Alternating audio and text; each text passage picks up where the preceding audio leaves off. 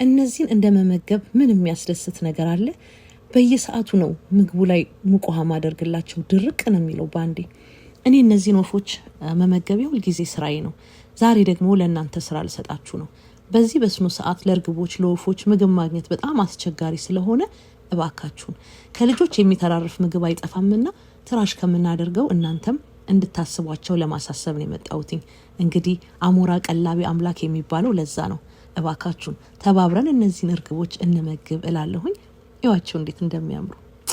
እኔ ይዤ ቤት የራሱ ባስገባቸው ደስ ነበር የሚለኝ፣ ግን የማይሆን ነገር ስለሆነ እንዲሁም ከረዳኋቸው ዳስኦኬ።